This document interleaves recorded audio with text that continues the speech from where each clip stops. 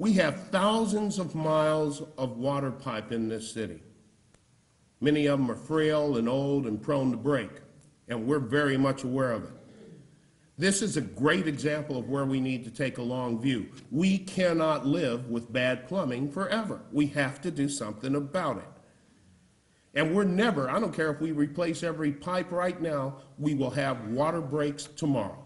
It's an inevitability. But in this climate where our weather is so erratic, I mean seriously here, this is January. The best news I've heard, though, is no snow yet. Oh, I'm sorry, we had that dusting. But no snow yet that we've had to pull the plows and the salt out.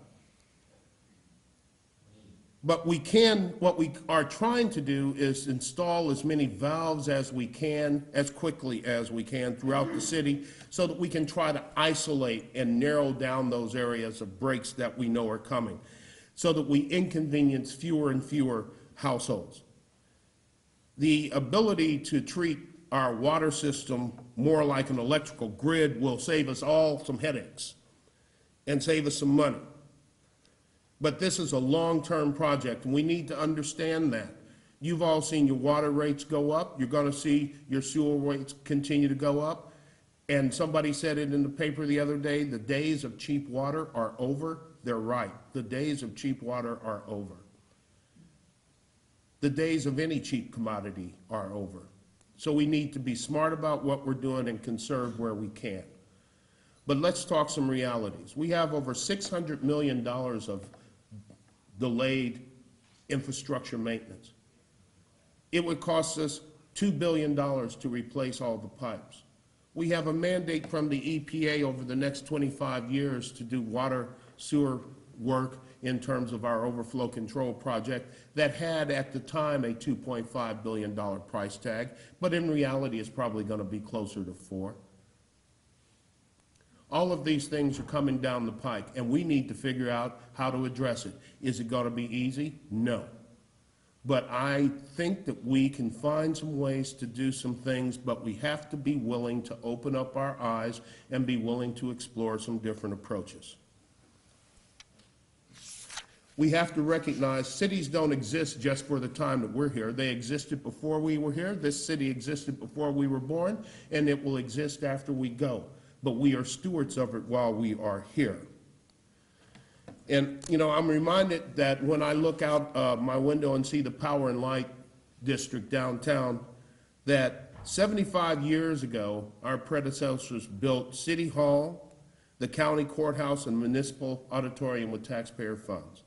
And each of those buildings was expensive in the short term, but each of them have paid back dividends tenfold. So as we began our public budget process here in the city now, the first one in which I've been involved, we need to focus on long-term views. How are we going to get to where we need to get to? And the excuse of simply doing things the way that they used to be done simply doesn't hold up anymore. Because what used to be done was we would go to the bank on Friday if we needed money on Saturday.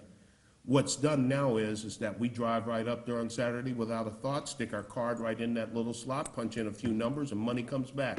Life has changed, and it is continuing to change, and it's changing at an exponentially accelerated rate. There are changes that we need to make in the way that we budget and do things structurally so that we can achieve those long-term goals. And there's probably going to be a lot of discussion about better ways or the best ways to fund the functions of our city government so that we present and provide services at the highest possible rate. These are the questions that we're going to be working on in the immediate future, and ones in which you will have opportunities to participate and make your voices heard. And over the past few months, we have had a Citizens Commission on Municipal Revenue looking at the long-term view of how the city funds itself. Another committee is in the process of examining our economic development strategic plans and practices. We've got another thinking about our ethics priorities and policies. We have yet another that completed a long period of work on our 4 pension systems that needed to be looked at in order to maintain solvency and availability for people as they retire. Literally, we have hundreds of citizens of this city working on issues that directly affect other citizens of this city. We have democracy at its purest form. We have people engaged in helping to run this government, and that is always a good thing. I'd like to talk to you about one group that's kind of dear and near to my heart. They've been charged with taking a long view as well. There's an investment of time and energy that they and every other citizen involved in a committee or a commission has put in. And I'll tell you, we have taken the position in Kansas City that we are the city of entrepreneurs, that we are the city of innovation. And we know that in economic development, the days of chasing smokestacks in large factories, although something that we still do, those days by and large are not going to be the wave of the future in economic development.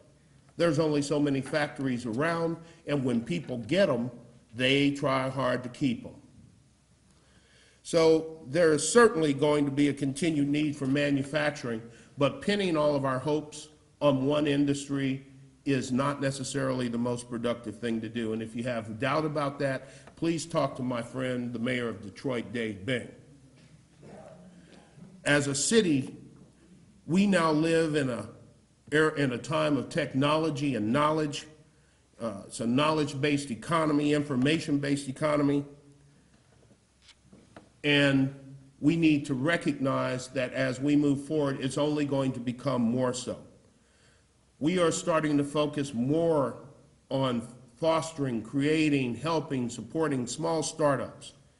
We're laying the groundwork for Kansas City to be engaged with as many entrepreneurs as possible, because we don't know where the next Hallmark Cards is coming from, or the next Block is coming from, or the next DST, or the next Cerner, or the next anything. We do know that there are people out there trying to do it, and there are a lot of people who are succeeding.